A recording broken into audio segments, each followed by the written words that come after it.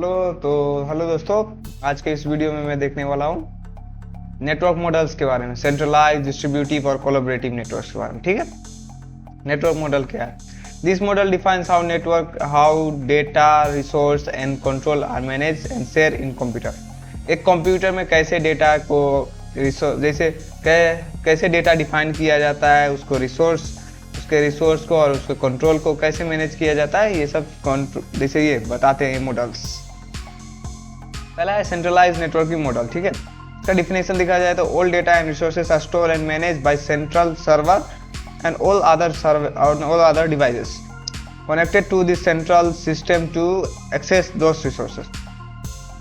इसमें ये क्या होता है, सेंट्रलाइज नेटवर्क सिस्टम मतलब एक सेंट्रल हो जाता है, एक मेन सर्वर, एक सेंट्रल सर्वर होता है जिसे बाकी सारे छोटे छोटे अदर डिवाइसेस कनेक्टेड रहता है और उसी से बाकी सारे एक्सेस डेटा, उससे ही डेटा एक्सेस करते हैं। एक सर्वर हो गया, अब सर्वर से ही बाकी सारे उससे एक्सेस करते हैं डेटा। ठीक है, इसका वर्किंग देखा जाए तो ये क्लाइंट रिक्वेस्ट डेटा होता है, फिर सर्वर प्रोसेस करता है उस रिक्वेस्ट के, फिर सर्वर उसके डेटा को रिस्पॉन्स करता है।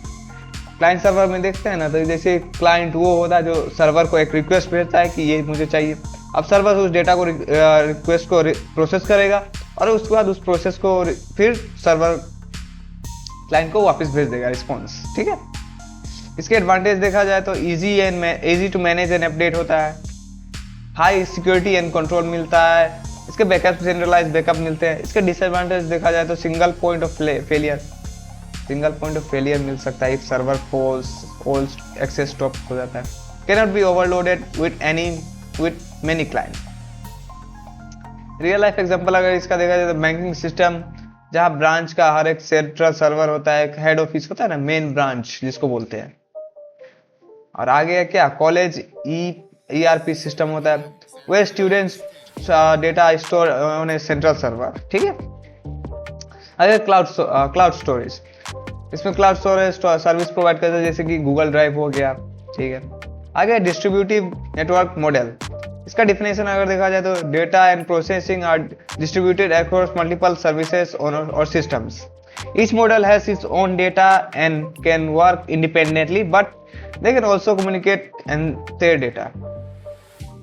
डिस्ट्रीब्यूटिव में ये होता है, जैसे ये डिस्ट्रीब्यूटेड होता है मल्टीपल सर्वर्स में। ठीक है, या तो वो खुद इंडिपेंडेंटली काम कर सकता है या फिर किसी और को डेटा शेयर करके उससे काम करवा सकता है। ऐसा तो वर्किंग देखा जाए तो क्या होता है, each system can function its own and cooperate with others when needed. या फिर ये खुद से भी काम कर सकता है या फिर किसी की जरूरत होती है कभी तो वो उस पर भी काम कर सकता है, उसको भी हेल्प कर सकता है।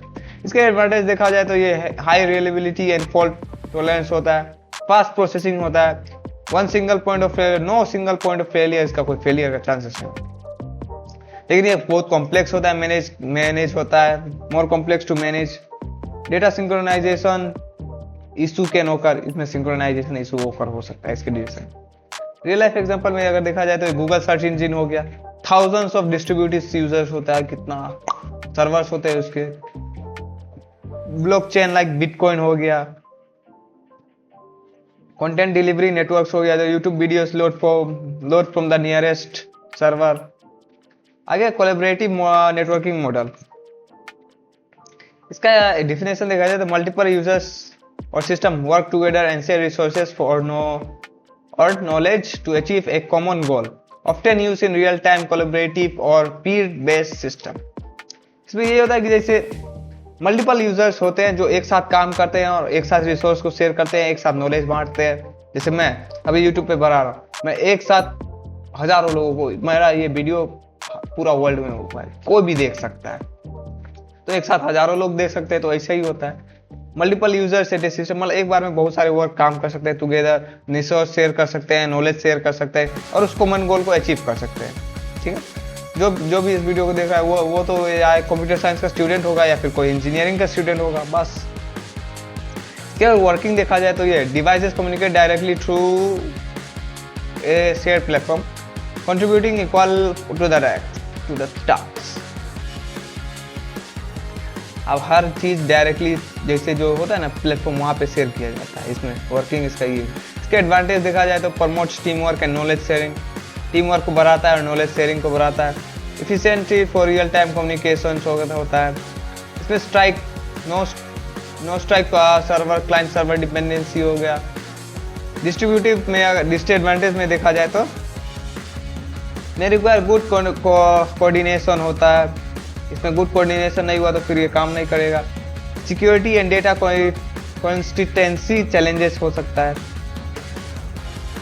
रियल लाइफ एग्जांपल में देखा जाए तो गूगल डॉस हो गया, इसे एक बार में किसी भी डॉक्यूमेंट को कोई भी एडिट कर सकता है, उसी टाइम पे एडिट कर सकता है, सेव कर सकता है। Multiple people can do edit on the same document in real time.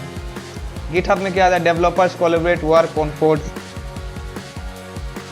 आगे जूम और माइक्रोसॉफ्ट इसमें क्या बहुत सारे मीटिंग होता है, ऑनलाइन मीटिंग्स का। जब लॉकडाउन हो गया था कोरोना के टाइम पे ऑनलाइन मीटिंग ऐसी चलती थी। पीर टू पीर शेयरिंग में क्या होता है, लाइक बिटटोरेंट हो गया, फाइल शेयरिंग के लिए यूज़ किया जाता है। समरी टेबल में अगर देखा जाए तो क्या सेंट्रलाइज में क्या होता है, all control from one server, सारे डिवाइसेस को एक सर्वर के थ्रू कंट्रोल किया जाता है। सिंगल पॉइंट ऑफ कंट्रोल होता है, बैंकिंग सिस्टम में हो गया, गूगल ड्राइव में हो गया। डिस्ट्रीब्यूटिव में क्या होता है, control data spread across systems हो गया, ये इंडिपेंडेंट हो गया और कनेक्टेड सिस्टम्स हो जाता है, जैसे गूगल हो गया, ब्लॉकचेन हो गया। कोलैबोरेटिव में क्या होता है, यूजर्स वर्क टुगेदर डायरेक्टली, इसमें सब लोग मिलकर काम करते हैं directly. Team work and real time cooperation बढ़ाता है, ये गूगल डॉस या गिटहब या जूम में यूज़ होता है। तो बस इतना ही, आई होप आपको समझ में आएगा। तो मिलते हैं अगले वीडियो में, आज के लिए जय हिंद।